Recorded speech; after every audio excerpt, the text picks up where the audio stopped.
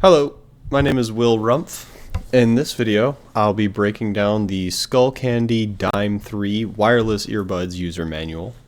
This is available online on Skullcandy's website, and I will be conducting this analysis through a technical design standpoint.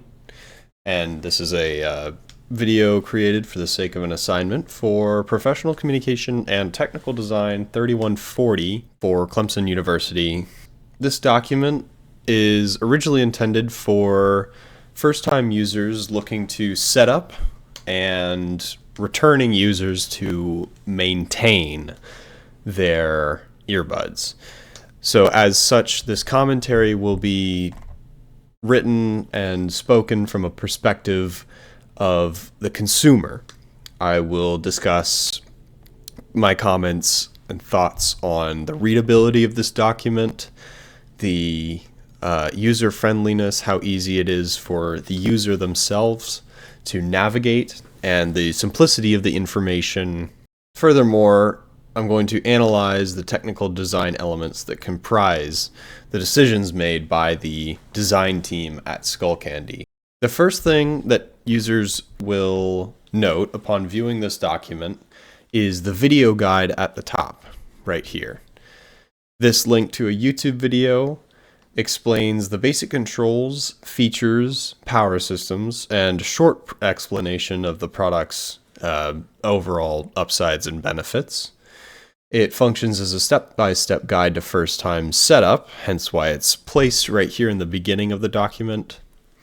However, I will say that the positioning of it itself within the text throws off all the formatting. You see the text is immediately after your visual aid here, which is a bit confusing to read.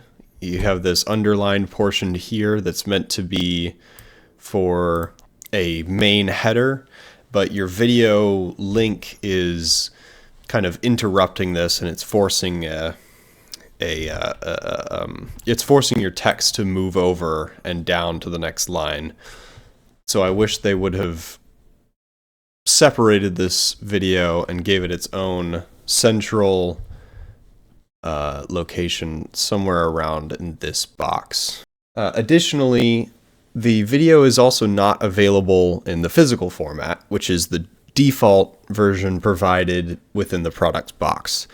You get a link within that physical version to this website here, which then takes you to the video. But obviously, you can't really fit a video visual aid onto paper. So they're doing the best they can with that. I would prefer a QR code, as I had to type this URL in myself.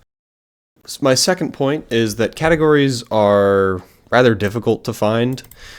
They are using very large and bolded text with all caps, and they do not share very common formatting between categories. They have this big old text box here with no bullet points. They have this smaller numbered list here, and then they go back to the bigger font size, and then again back to bolded and all caps. And from a consumer perspective, this just looks like a jumble of words, all in bold and all caps. And when everything is given this attention-grabbing weight, well, nothing really has the intended weight. Furthermore, some categories begin in the same lines as others, such as in this charging section down here. You see it's rather integrated with the preset EQ modes blurb of text. Even with the bolding and underlining of the formatting of the document, the lack of use of new line breaks is a bit detracting from the user readability. in general. This text document could do with a lot of chunking, I've noticed. These long, or not long, but large blocks of text could be made smaller font size and reduce this unnecessary gap between it to sort of chunk this text and compress it down. I would reduce the font size maybe by 4 or 5 sizes perhaps to make it more like this little group of 3 here, as it is listed under the preset EQ modes, and yet this seems to be the same size as the header text, which doesn't make much sense. It makes these 4 points seem as if they're each individual headers. Additionally, basically every point is a bullet point past this point right here, the multi-point pairing section.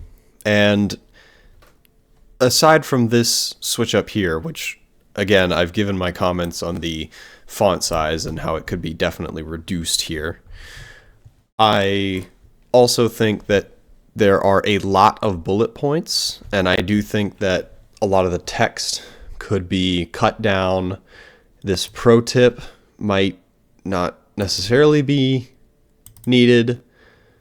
You know, there's just some text that's not exactly conducive to the user learning anything they need to learn at the moment. It is kind of hard for a first-time user to come through here and they see this big bolded font, they see this big capitalization, and it slows your brain down. You see either earbud, either earbud, either earbud, either earbud, repeated so many times down, and it never really changes. So it makes you wonder, why did they even include the text there in the first place? It feels like you could just take that off. Additionally, this video up here made use of a visual aid chart for the manual power and control section. I would very much appreciate it if they had just brought that table over from the video and just placed it in here and placed it inside the physical copy as well. It was much easier to read here, as it clearly divided everything into sections where you could see, you know, power section, calls, volume, stay aware, play pause. They were each individual separate chunks, and I would really appreciate this simplifying this big block that kind of just floats here for no real reason. For the most part, I don't have too many issues with the information itself. It's divided up rather logically. The controls are all put together. The hardware itself telling you how it works, how the battery works. It's efficient at getting the knowledge onto the paper, but it's not really efficient at communicating that knowledge to the user. I think for the most part, the main things that this document could seek to do is reduce the amount of text on screen, reduce the amount of bullet points, and to add in a bit more of visual aid to the document. Aside from that, I don't have much more to say. This document seems rather complete and professional, aside from the couple of typos that comes with the formatting of the document. Thank you very much.